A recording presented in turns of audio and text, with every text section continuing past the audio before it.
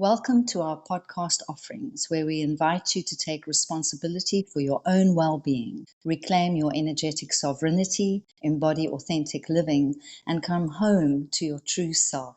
We are two sisters, two oceans apart. Maya Lotz from the Energy for Life Wellbeing Practice and Sandy Lotz Weiner from the Inspired Life Coaching Practice. Together, we bring you the Ocean of Abundance podcast and lots of possibilities to engage with when you choose to align with the wisdom of nature. In this episode, we continue to look at the Reiki precepts. We've already covered the preamble for today only and an overview of the precepts. And in our last episode, we looked at the first precept for today only, let go of anger.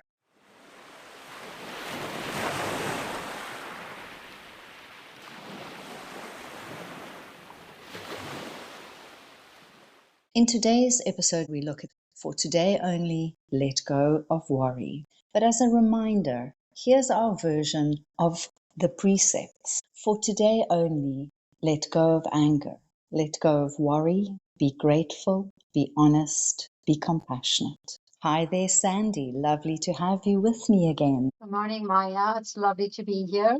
I look forward to our discussion today. So I think when it comes to worrying, something that happens similar to when we're angry is we contract our body. So I thought we'd do a little micro exercise before we discuss worrying. So wherever you find yourself, just find your seat, feel your bottom touch the chair or the floor, wherever you may be sitting. And I'd like you to draw your shoulders up to your ears as you inhale and squeeze and hold that. And exhale and release. And let's do that 2 more times. Just draw the shoulders up to your ears. Squeeze. Let go as you exhale. One last time. Inhale, pull the shoulders up to your ears. Squeeze.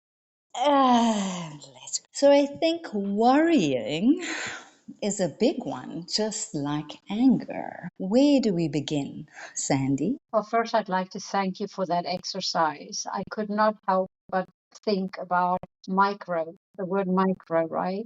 And I think it's very maybe apt to start there because we worry about big things sometimes that are out of our control. But the fact that we can make micro movements, micro shifts, and micro changes, like with the breathing exercise, and we can feel the difference in our body before and after.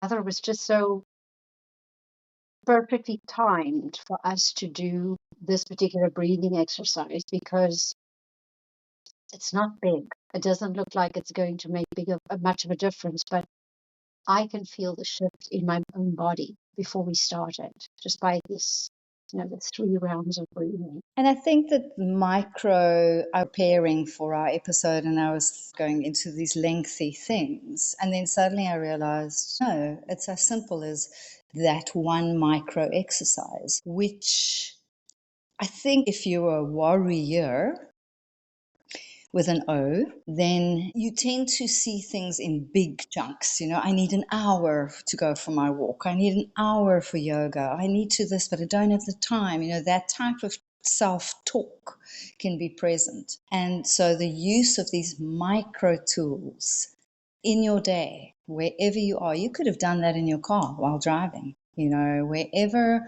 you notice what you notice, and you observe worrying, you can just squeeze and release and let the body's wisdom do its thing. Yeah, if you think about it, breathing, which is the essential thing for us that keeps us alive, it's a micro movement, really. Of course, you can have deeper breaths, but if you look in line with what you do in a day, breathing is like a micro move, but it's the cornerstone of keeping you going through the entire day.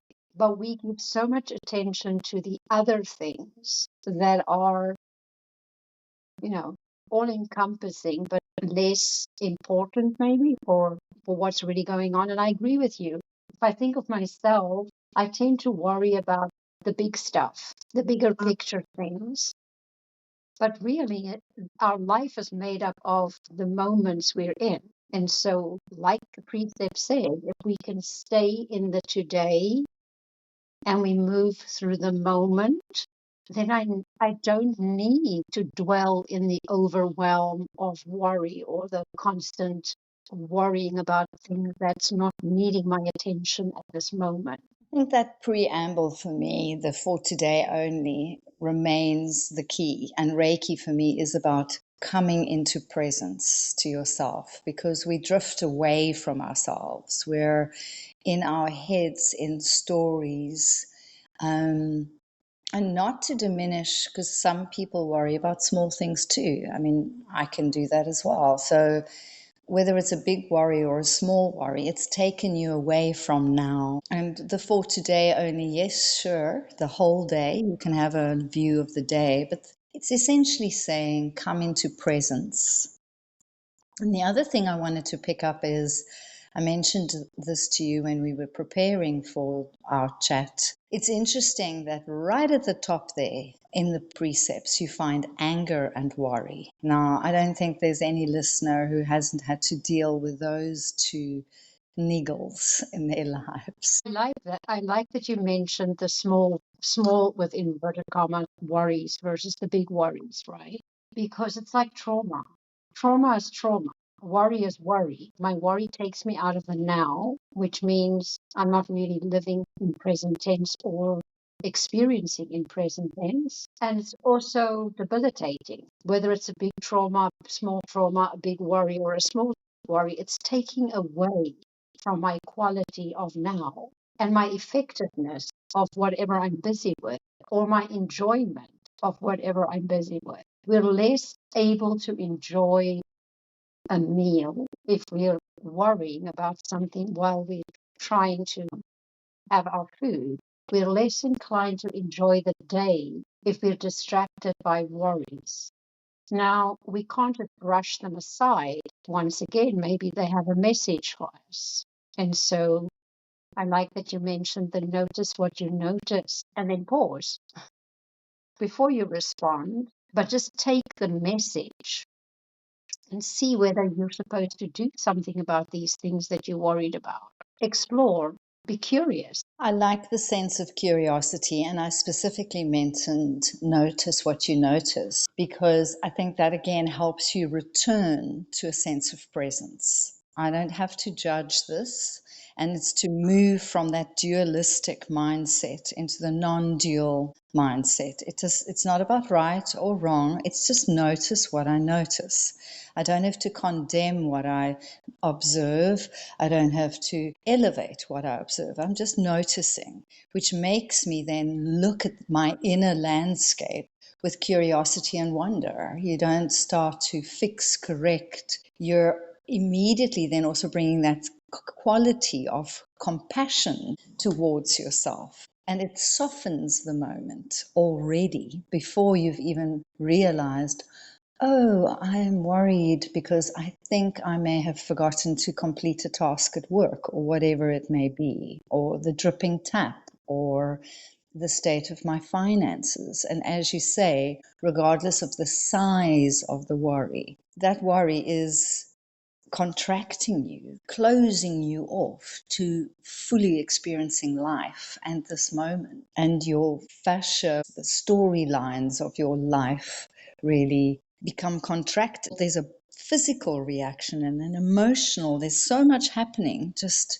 in that one moment where you contract like that. And it's interesting also because the curiosity and the wonder for me, I think it's like a doorway into compassion. I don't know if you understand what I'm saying there, Sands. Yeah, I do, but I want to go back to the notice what you notice because that is the perfect description of what it means to observe the presence without, like you say, having to fix or judge or elevate the moment. You're just observing. Isn't that what being present asks for? Because after that, you can then make a choice, right? I agree with you. If we're not judging it and we're just noticing it, we have choice, right? How we want to approach it. And then the worry takes on a teacher role versus a controls me role, which is way more expansive than if it was controlling my life. It's very contracting. In fact, when you worry a lot, which I can do, we have habits, and so worry can become a habit. But I bet you that if you're in the worry mode, you're also not breathing, because, and that would be contracting, right? So allowing us just to sit with what's coming up and not judge it is the most compassionate thing we can do for ourselves. And that is the door that will probably get us unstuck from a difficult, if it is a habit. But that's the door that will help us unblock that, because now we can compassionately ask ourselves to make a micro move in a different direction. And remember, there's nothing more compassionate than it's just for today, because nobody will shift or make changes successfully if they keep on looking at how far they have to go, how long they have to do this for. The only way forward, I think, when you're in a situation like that is through the door of compassion. And just listening to you there, I thought how eloquent the precepts are. And it's actually taken me decades to really, really fall in love with them. I liked them in the beginning and then didn't have the in-depth relationship with them that I have now. And it was also before the Reiki community sort of expanded into more conversation. So there was, for a moment for me, for a little while, the sense of this is unattainable, until I came across the deepening of the conversation around Reiki and realized, as you say, it's for today only. It's just a little micro, beautifully framed invitation. Let's try this. There's nowhere there that it says you have to, you ought to, you must. It says, let's give this a try. And it's also this invitation to, as we said, notice what we notice and to become more present to self. And also in our lives that we live now, it's bigger, faster, better. And it made me think, when you were talking about worry, we very seldom single task. You were talking about having a meal there, and I thought it's quite common now for people to eat and be on their phone, and also watch something else. They're not present to the meal, let alone the thoughts that pull them away. And maybe the information coming in from the outside world can add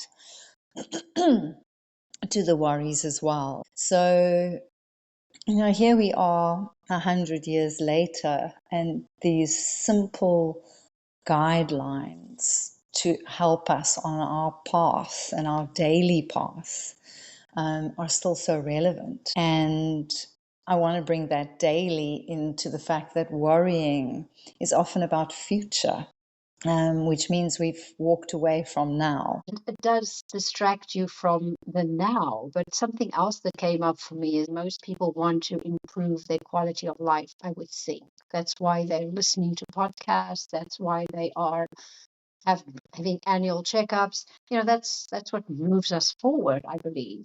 I want a better quality of life. I want a better experience, a different experience. And so if we're multitasking continuously, how do we observe our thoughts, right? How do we even know that we're worried unless we get to that quieter moment? Because when we notice what we're thinking, we notice our thoughts, we can then affect the change. We can challenge the thought, we can challenge the worry, we can ask questions like dialogue. Is it really true? I saw a magazine paragraph. It says, declutter your thoughts. And we're so externally focused sometimes that we will declutter the house and the tool shed and the garage and everything.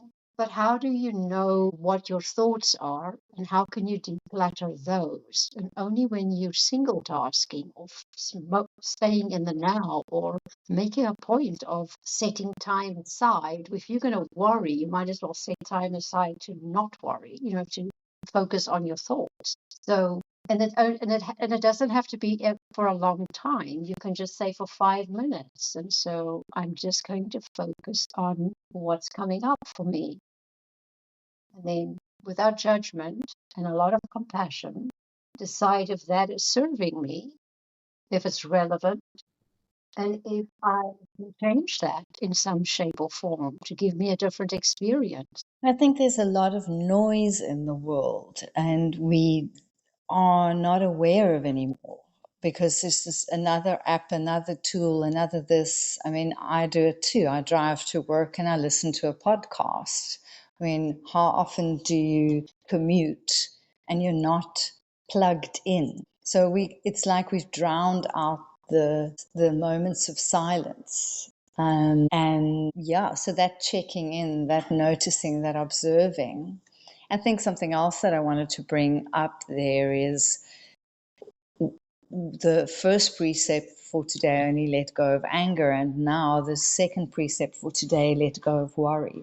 There's nothing there that's asking you to suppress it. It's inviting you to let go of something. And in order to let go of something, you need to know what it is. And when I say you need to know what it is, you don't even need to know the specifics of what you're worrying about.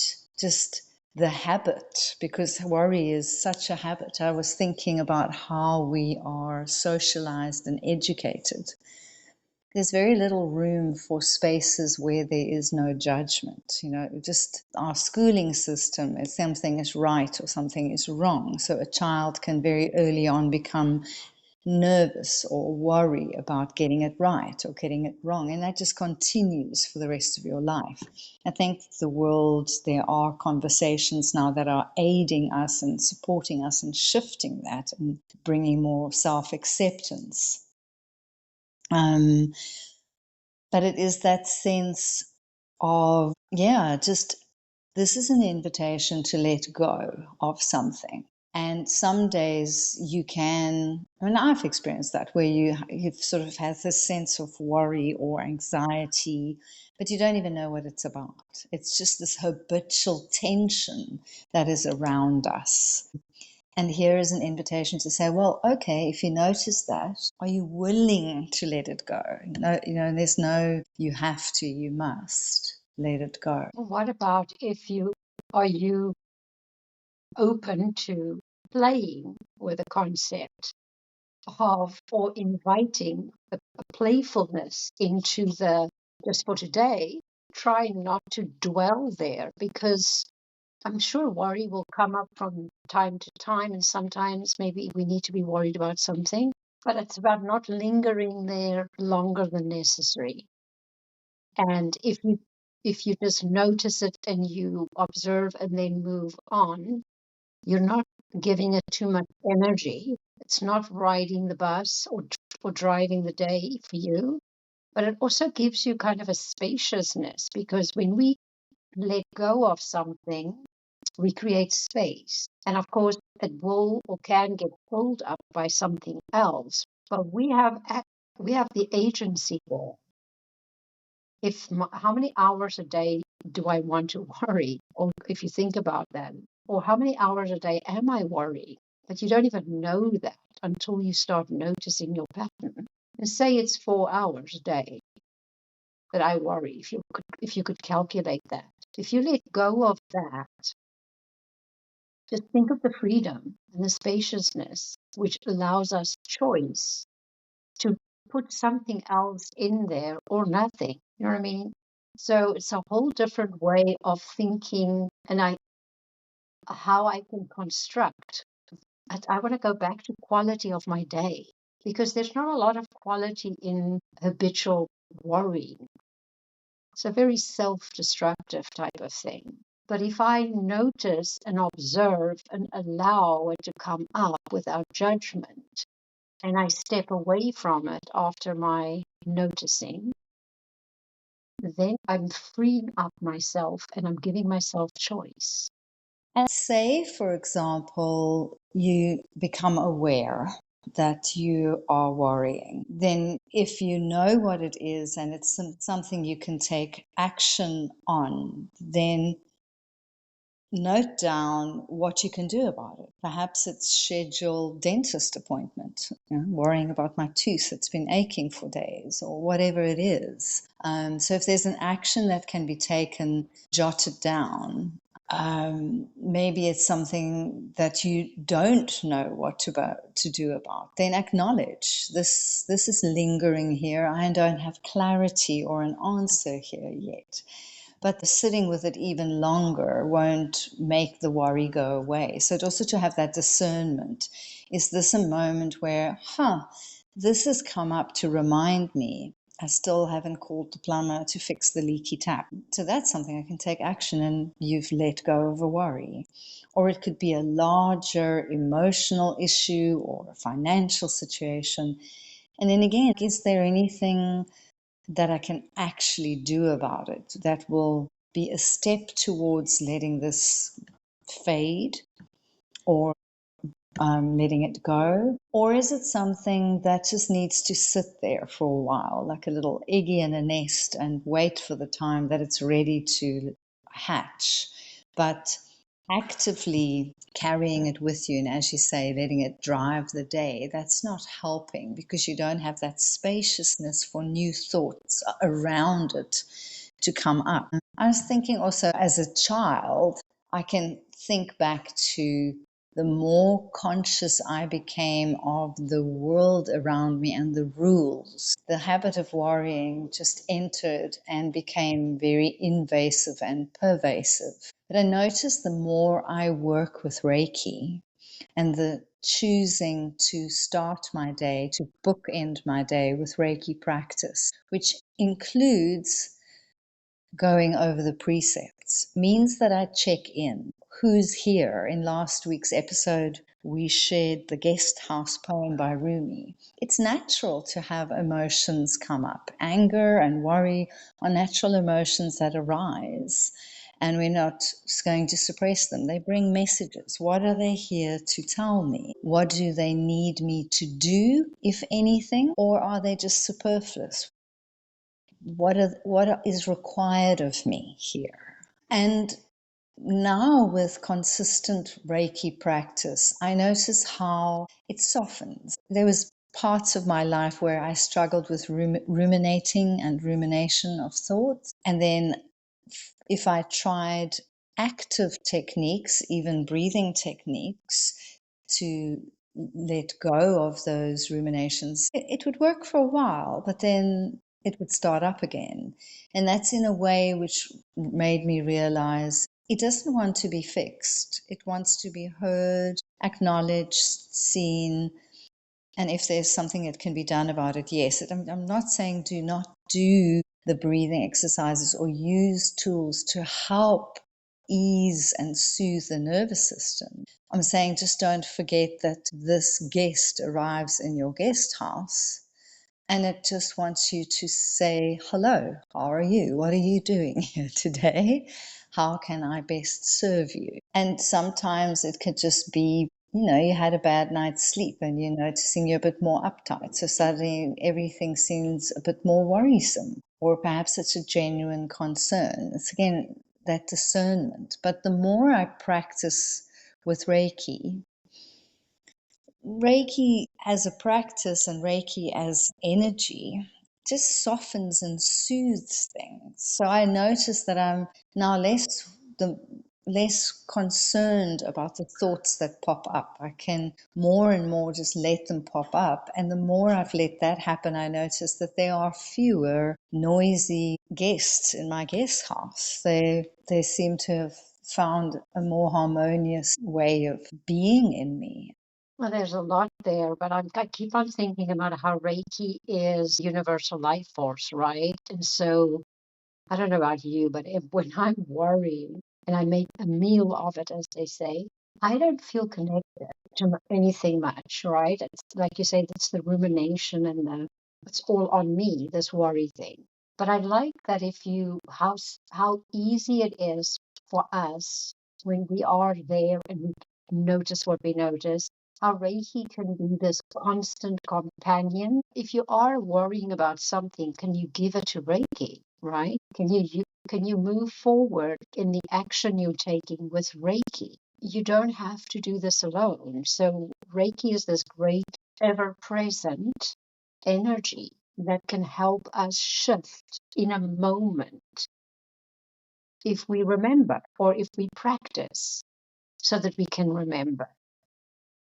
And I like the fact that if we want to affect change, if I'm compassionate about the shifts I have to make, I'm probably going to be more inclined to want to return to this activity than when I'm trying to force myself or challenge myself or willpower myself through. And so that needs a spaciousness, a softness, a nurturing for us to be able to feel like it's a safe environment for us to keep moving forward and making the changes that we're looking for or addressing the worry. I want to give you an example of when we find out we're worrying about a small worry. Like this is really trivial, but I'm going to give you a snapshot into my mind. I had a couple of things on my calendar, and then as the time got closer, I realized, oh, there might be a conflict of appointment times. And then my mind started doing its thing. And I noticed that I'm worried because A, I have to ask them to move a certain appointment, my book club, from a specific date because a client made a late appointment with me to another time. So my worry was inconveniencing them and having to upset the Apple cart. So I noticed all of these little things. And then I realized, it's only a week or two out. I don't have to move on it right now. Let's see what happens closer to the time because life seems to have a way of unfolding on its own. And I don't have to control every micro minute. Well, before I finished that thought, I got a text from one of the other members to say, can we move the date and the time? And that's just an example of I didn't have to worry and control and move and act on it right now. I could just let it sit and see whether 72 hours before the appointment is everything still lined up, right? There was no one that needed to take my attention for the entire day and stop me from living for for a while. And sometimes we have to act, like you were saying, you hear the tap dripping while you're doing a meditation, and now you can either worry about it or let it go. And after the meditation, you can make an appointment with a plumber and schedule that. So that would be a compassionate way to work with the worry and be responsible with how I'm going to deal with this without avoiding it or ruminating. So it's learning what energy do I have to bring to this worry? Is this a emergency red cape moment or is this a green cape moment? Let's just see how it goes. Especially when it comes to people and relationships. Relationships move on its own when people are ready. So worrying about outcomes and how that's going to happen on the day, as long as you do the basic pieces that is needed to make the event happen, how it unfolds, we don't have to worry about. So worrying, it would appear then, is coupled with the sense of I am alone, I need to do this on my own. And I found a little irony there because, this word connection and connectivity that we all dance around. And so we have more apps and more information and more this. But as mentioned earlier on, how often do friends or family go out for a dinner date or a social engagement and everyone's on their phones connecting not to the human right in front of them? So it's interesting that worrying makes you feel like you've lost connectivity and then to remember you are not alone. There is this breath that comes and goes, and nature's so lovely. Where I'm sitting, if I look up, I see the branches and the leaves dancing in the wind. So there is more than me here. It's just simple cues. And if you're living in a city and you're commuting, it's like there are other people here. So maybe worry comes up because it's making you aware that you've disconnected from self, from something greater than yourself. And then also the idea of practice again. Practice is not a test, it's not about perfection. If you want to learn to do something well, you practice. If you enjoy something, then you practice, you experiment, you play. You're not going to get a scorecard. You don't have to get 100% right. But the practice is this invitation to notice, and this noticing what's underneath the worry. And underneath the worry is a realization, I like to people please. I don't like to upset the apple cart. And again, it's no judgment. It's like I'm uncomfortable with putting other people's out, however you want to frame it. And then the other thing that you mentioned there was this urgency, and I've spoken about this before, that in the way our society and our lifestyles are today, everything is instant, and we've adopted the sense of urgency. Everything is treated as if it's an emergency, and actually it's not. A lot of it can pause a little, it can just wait. And then, as you rightly said, an answer shift comes, and all that struggle with the worrying or the pondering wasn't necessary.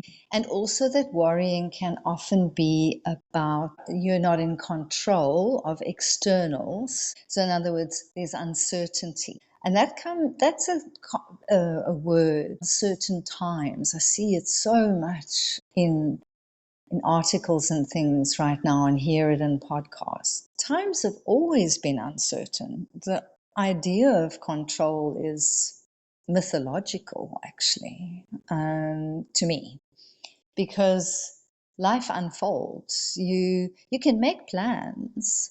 We've all experienced moments in our life where the best plan can unravel. So the desire to control can then be what is creating the worry.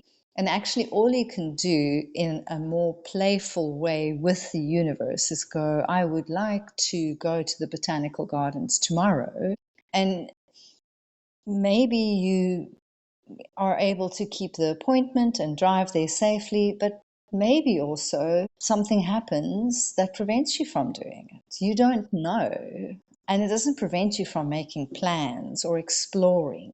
And coming back to that control, of course, it could be internal as well. Worrying could tell you that there are things about myself that make me second guess myself or doubt myself. And that is within your control to work with. And then we're right back at where I started. Practice and work with Reiki. You're not alone. Begin to look at those parts of yourself. And the things that are beyond you, they're either going to be things like make an appointment, call a plumber, phone your financial advisor, but you're never going to be able to control another's response or reaction. But the one person who you can mold and meld and play with and practice with is yourself. So come back to now and work with self and notice what you notice. I love that.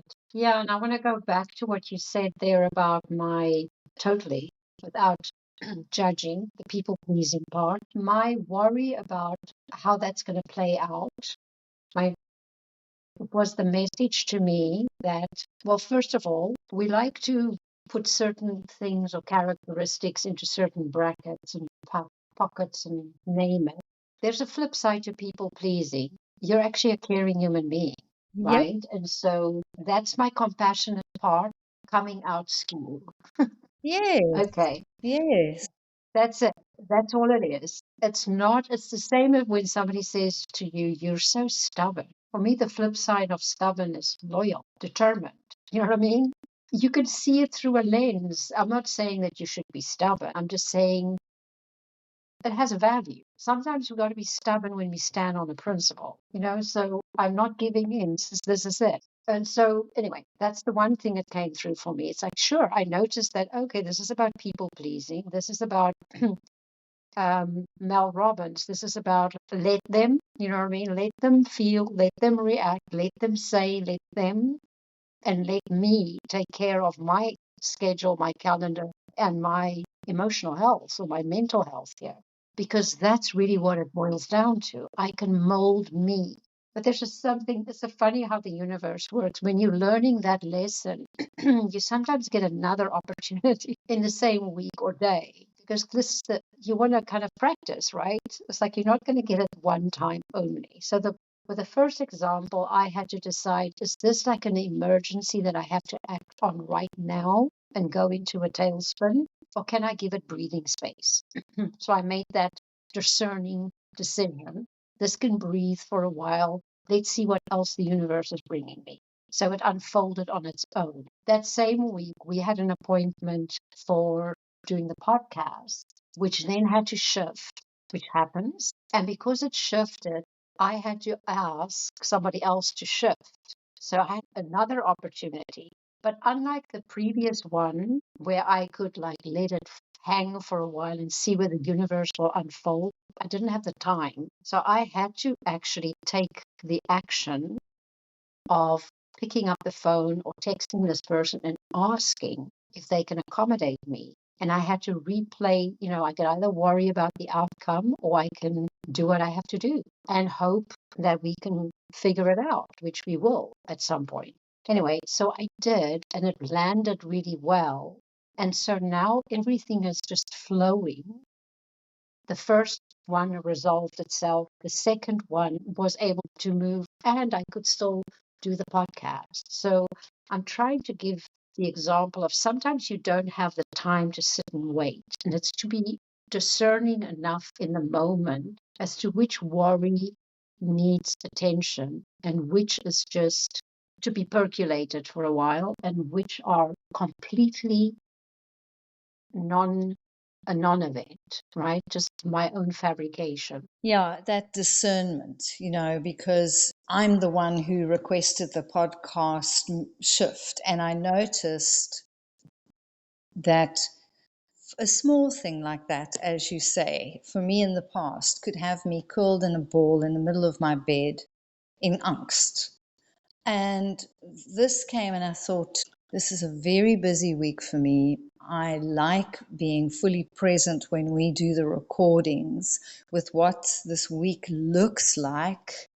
Will I be able to do that? Or are we going to land in a situation where we need to kind of retake? And then I realized, well, as you say, I can sleep on it because we're in different countries with different timelines. So I actually had the time to ponder it a little and get a little clarity on, is this an appropriate time where we push through? And then I realized it's actually not an emergency. We work a little bit ahead of ourselves because we don't want to land ourselves in false emergency situations.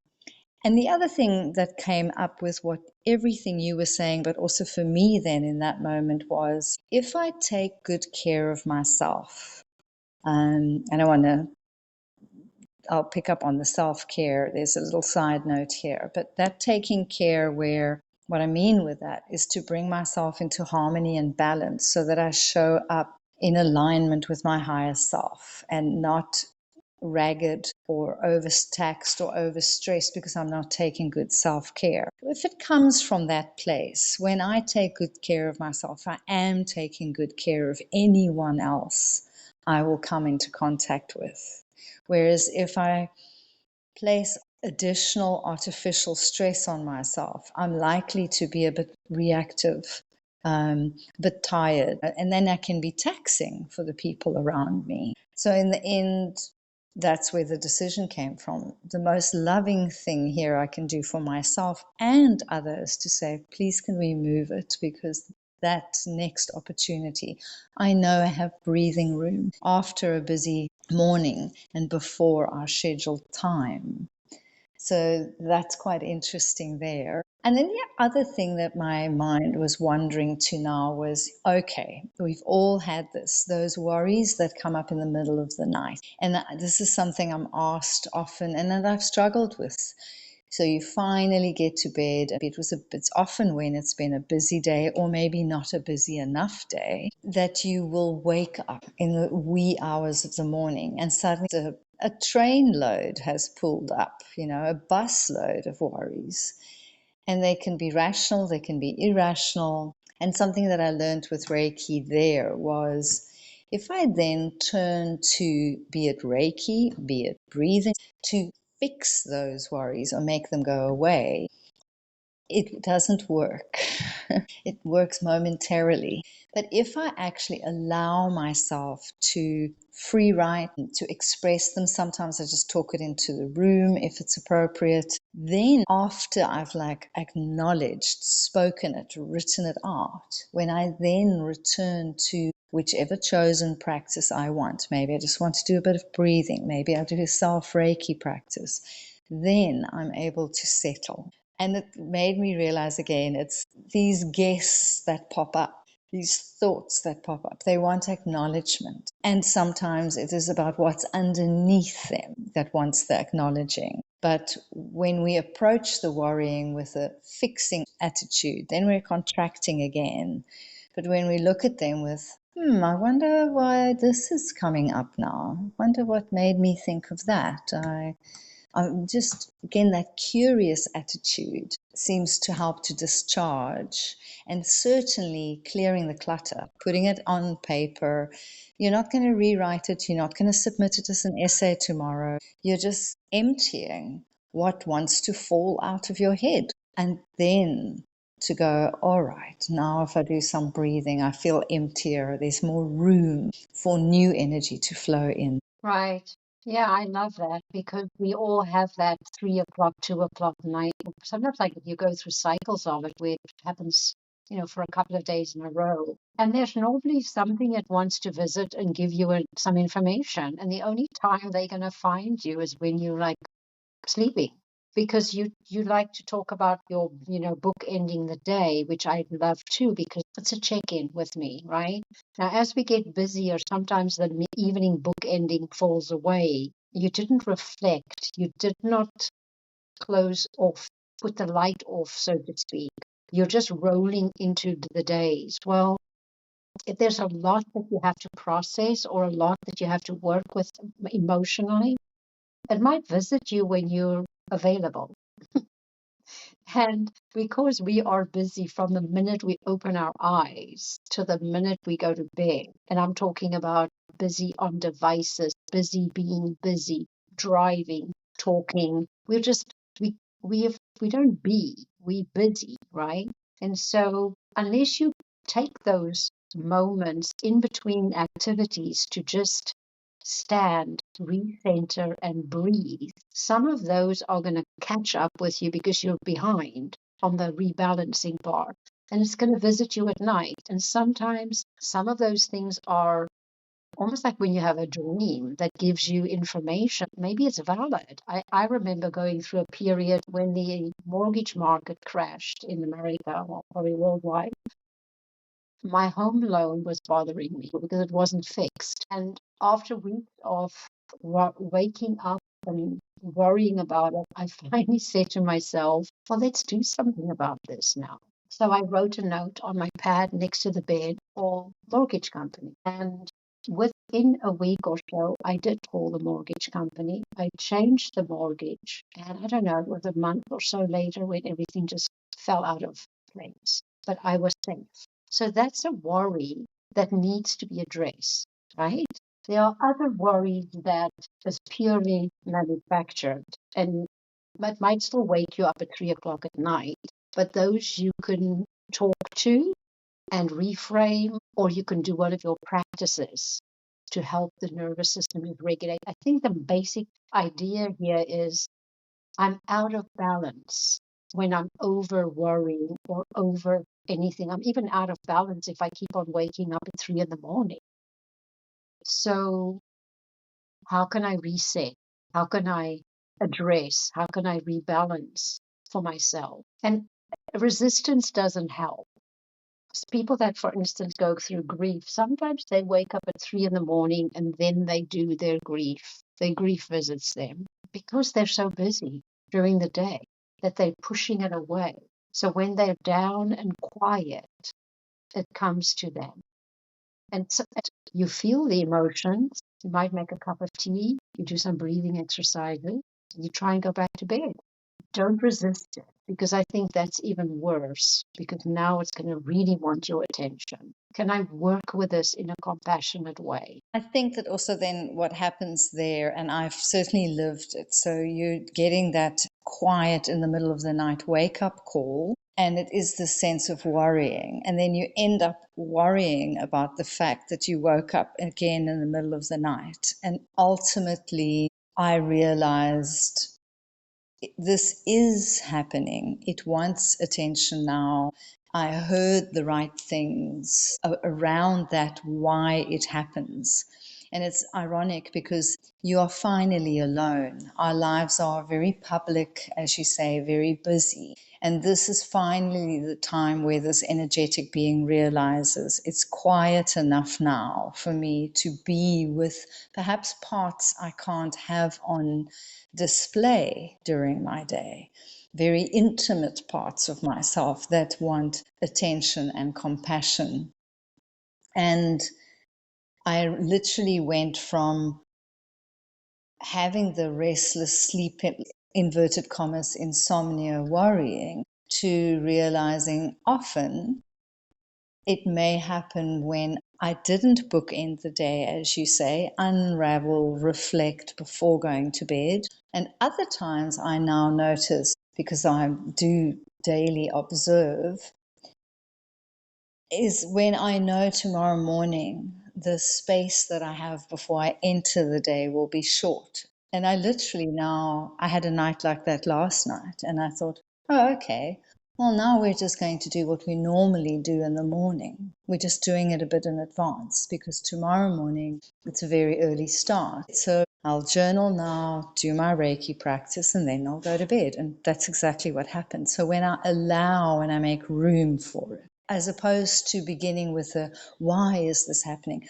It is happening, and it just wants attention, not loading it more. And I also think that for me, the more we engage with worry, when you were talking about the sort of flip side of people pleasing is that you're a very compassionate person, and I couldn't agree more. And we keep using phrases like people pleasing as if it's a negative stick, but we forget that there's a very positive side to that quality as well. I am compassionate. I need to just remember to also be compassionate to self. We befriend those things again. Yeah, I had this thought that when we befriend worry, then we make room for our natural wisdom, our intuition, to have the space to express itself. I don't know if you feel like that too. Well, I feel that there's something to be learned from this experience, from this thing, this event, from the message. So that it goes back to the curiosity. What is this telling me? It's trying to help me if it's something like that.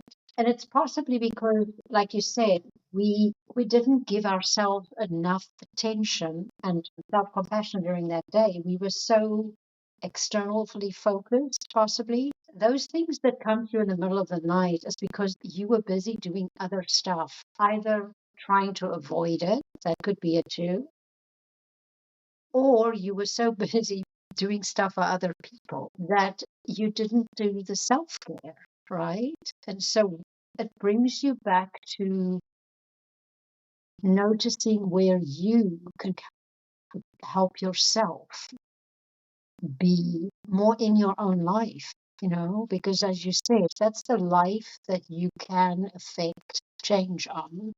And when I do take care of that, I'm so much more available to whoever I am going to meet in the next day or couple of hours. Because if I'm off kilter, off balance, I'm never present. I'm distracted. I cannot show up for anybody else, although we believe we are, but I'm not. And so, yeah, it's just a come home to yourself moment and look at what needs to be prioritized for you. What are your needs? What do I need to take care of today? I had referenced self care earlier on and then I didn't expound on it. So I heard someone say this week that we are misunderstanding the concept of self care, that it's not going for the massage and it's not going for nails or hair. That can be part of self care, the massage, or, but that we have begun confusing what would be luxuries or even indulgences as self care, but that real self care is giving yourself space, time, silence, and presence to notice what you notice. So I think we have said a lot here today for people to chew on and to ponder, and at the very least, given people a technique where if they feel that worry, just pull that worry up, squeeze the shoulders towards the ears and let go. Do that a few times. Grab your pencil, put it down. You never have to look at it again. Or you might notice some things you want to diarize. Are there any final thoughts that you want to share on worrying before I close today with another Rumi poem? Okay, thank you. There's a lot there today, and we're probably going to repeat worrying at some point. We're just going to work with it with a different kind of energy. And instead of labeling ourselves as a warrior with an O, we might want to label ourselves as a warrior with an A, meaning we stay ahead and we manage our minds and we notice what we notice. And when we notice we're worrying, we question it and we ask, what's the message? And do I have to react right now? Or can I ponder? It's basically becomes a tool to restructure the way we move in this world. But getting back to the Reiki, it's only for this one day that you observe and maybe practice and not worry about tomorrow or the next day or the next moment, even. It's just in the moment and in this day that you practice it. And that already takes down the charge or the the worrying around how am I going to do this. Remember, with Reiki energy and practicing that and remembering that you are always connected to the universal life source. You are never alone. And even if we are alone in the moment, when it's something that's bothering you, you can use technology to go and research so that you can get the answers. You can use technology to contact somebody and ask them to help you solve what you're worrying about. Or you can eliminate it if it's something that really is not serving you at all and it's completely manufactured. We can use Reiki in our modern day life in conjunction with our connectedness and provide enough space offline for ourselves to recalibrate and rebalance our life. Thank you. So, as a final offering today, I'm going to close with Coleman Barks' translation of the Rumi poem, Be Empty of Worrying. Be empty of worrying. Think of who created thought. Why do you stay in prison when the door is wide open? Move outside the tangle of fear thinking. Live in silence. Flow down and down in always widening rings of being. Thank you for being here today with me, Sandy. Lovely discussion as always. I have a final request. I wonder whether we could put that poem in the show notes. Definitely, definitely. Yeah, I love that.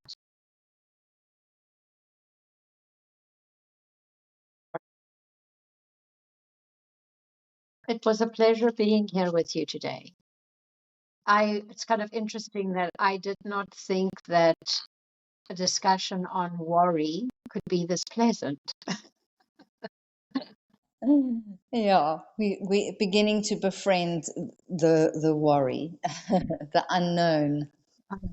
Ah, Yeah, I'm looking forward to our next episode where we continue our exploration of the Reiki precepts and we talk about gratitude. lovely. Um, Favorite topic of mine. And yeah, gratitude even for when the worry comes up, if you notice it and you do something about it. Yeah, we can be grateful for the challenging moments that help us gain perspective and evaluate. Yeah. And also, when you solve something, then there's gratitude for that. Yeah. How many times have we worried and then months later you realize, why was I so worried about that? Look at how that worked out. Thank you, Sandy. Enjoy the rest of your day. And it was such a pleasure chatting to you again. Bye. Bye.